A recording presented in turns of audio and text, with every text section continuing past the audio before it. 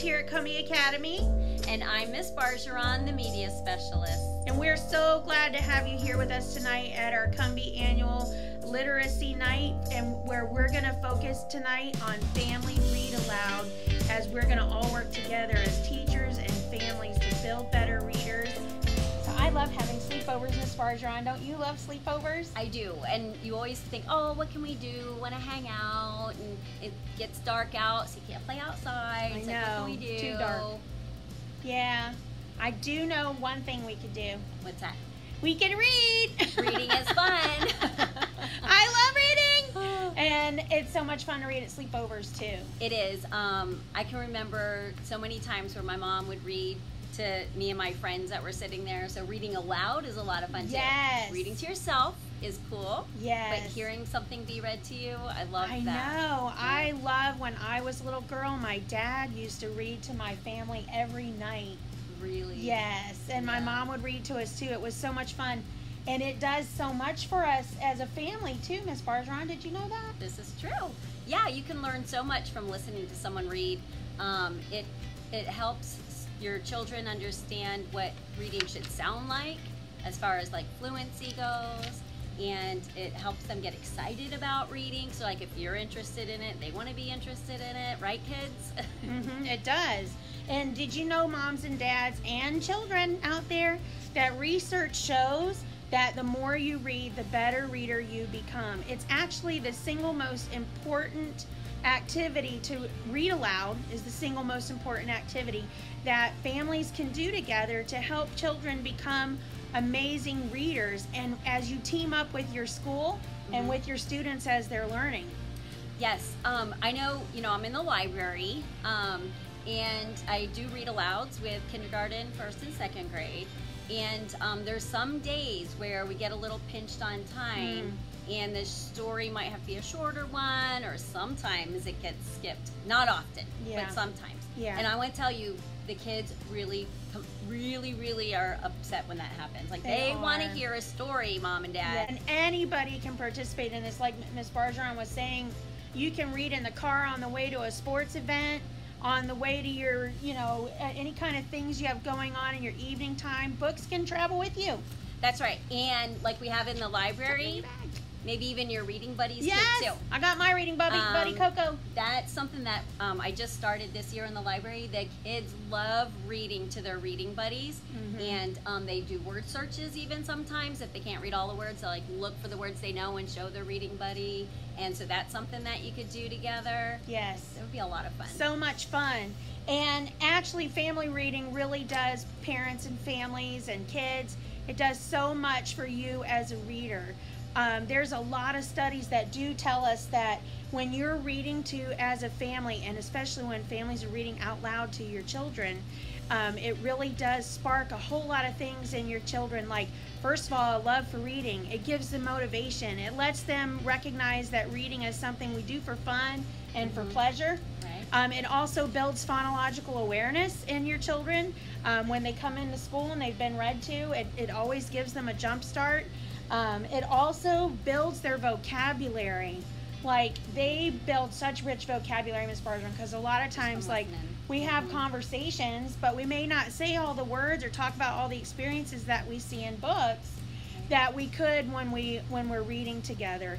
And the good thing about read alouds too is it doesn't always have to be like, there's stories that kids want to hear that maybe aren't their level for them to read by themselves yet, but they can read that, but a parent can read it to them. That's right. That is true, because and most of the books that I read in the library to them are a little above their actual reading level, but they can understand it verbally. And also, one of the most important things I love about Read Aloud is it helps bond the families together too. It gives you now something to talk about even when you're not reading. You can be like, oh yeah, remember the character, that did that, and that's kind of like what we're doing right now. Maybe you guys are swimming in the pool or something, and that's what the character did. So it even just builds conversation.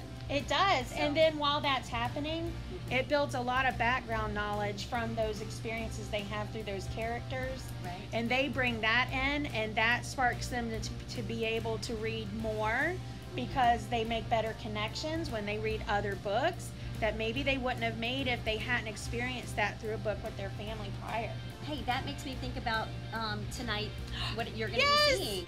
So I know they're going to be getting bookmarks. They are And bookmarks kind of again. like what you were just saying about background knowledge is the bookmark that they're going to be getting tonight is about inferencing. And when we're inferencing or inferring what's going on in a story, we think about not only what the author is saying, but some of your own background knowledge comes into play, or maybe the illustrations that are on the picture on the page. And so there's all kinds of things that you can bring in to kind of figure out what the author is trying to say, because sometimes they don't flat out say it, Yes. and you got to figure it out a little Yes. bit, which makes it more interesting. Yes. So this bookmark that the students will be receiving has what inferencing is, but it also gives you some words to kind of look for as you're reading that let you know, oh, I can infer something here. And the really cool thing on the back is there's questions that you can ask your children as you're reading or even after you're reading, and it gives you little little question starters. Yes. That you can just plug in the rest of the question to go along with the story. Yep. So this is really neat. In the past, last year, we had to bring these back. We did. But this year, the students get to keep them. So Yep. you can kind of check off as you're going along some of the things you did, so you can show your teacher, so excited, like, look what I did, look what I did. Yep. But you get to keep them. They're a bookmark, and you can refer back to it as you're reading different stories together or by yourself. Yeah, because these are actually part of our Skills of the Month program that we have going on at our school here at Cumbie Academy. And this is a calendar that you're going to have in your packet as well. And it will tell you about each of the different skills of the month that we're going to have throughout the rest of the year. And so you'll kind of know what kind of bookmark you're going to be seeing coming home. And like Ms. Bargeron was saying, you can always keep these bookmarks so that you can refer back to them if you ever want to practice those skills again with your kids while they're reading. And it'll just let you kind of know what's going on throughout this year. So that's a lot of fun. And that's something you're going to be getting in your packets. Do you want to show them what they're getting for free tonight? Oh my goodness, this is so exciting. This is one of the best parts. I know. Will they be getting one? That everybody gets one. Everyone is going to get to have one of these books. Depending on what grade. Depending on the grade level in your classroom. But we have Henry and Mudge. Yay. And look, they're doing like a sleepover. Sleepover. That's kind of what we're doing right now. We're just chatting, hanging out. And then we have Froggy Sleepover. I love Froggy. I know. So funny. We have Stink and the Shark Sleepover. Yep. Love that one. Depends on what grade you are. Will depend on which book you get. Wish Upon a Sleepover. And the Disaster Days. The Disaster Days, I hear, is kind of about they weren't planning to go on a sleepover, but something happens and they end up having a sleepover out in the woods for quite a while. That's cool. Hey, you know what this An also made me adventure think about? What? A little side note. But when you're reading, parents, when you're reading with your kids at home, it doesn't always have to be a little short book, right? It could be a chapter book for the older kids. Yes. Maybe they read a chapter out loud, you read a chapter out loud. They read a Yes. chapter out loud, and you can kind of talk along, as you're going along with it. That's right. And then even maybe when your child reads silently and you read it silently, and then you can talk about it. Like, there's all kinds of things you can do with older kids. Read alouds are not just for the little ones. Nope. I know Mr. Bargeron, he read to my kids until they were in like 7th grade, and they loved it. Yes. Yeah, Yes. they loved it. You don't ever have to stop. And then at dinner, they would have so much to talk about. I felt a little left out, to tell you the truth.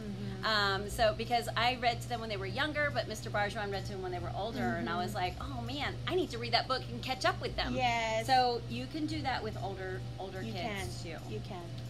So, families, we're so glad that you joined us tonight for our Building Better Readers with Bedtime Stories, and that's our theme. That's why you see Miss Bargeron and I in our PJs and with our stuffies, because our what do you call them in the library? Reading buddies. Reading buddies. Because we read with them. Yes. So you can do this as a family. You can do it, like we said, in the car. You can do it at nighttime. You can do it after school. You can do it at the park, wherever you want. It's a free thing to do, and you can always get books anywhere you want to go, from the library, from Salvation Armies, yard sales, bookstores, like we were talking about even last year, if you remember our last year's literacy night. So we're so glad you guys came. We hope you enjoy the story that your child's teacher is going to share with you tonight. You're going to have some other things in your packet. I'm not going to go through. I'm going to let your teacher do that. Like a really great handout on 30 do's to remember when reading aloud by a famous author on Read Aloud named Jim Trelease. And also you're going to get a breakdown of the new best standards for ELA here in Polk County, so parents, you can be more aware and more informed of what your children are learning this year. That's exciting. Yeah, we're it's gonna super be excited. Such a fun night. I can't wait to walk around and hear all the different stories going on. And I can't wait to see all the kids' PJs. Oh yeah, that's gonna be fun too. Yes. I hope they maybe brought some reading buddies. Yes, with reading them. buddies. I'll be bringing mine. Yep, I'm gonna have Coco. Okay. All right. Well, we're so thankful that all of you are here, friends. We hope you enjoy your night, and we can't wait to see you. And happy reading, families. We hope you get inspired to read together every day. Every day. Happy Family Read Aloud Day. Bye. Bye.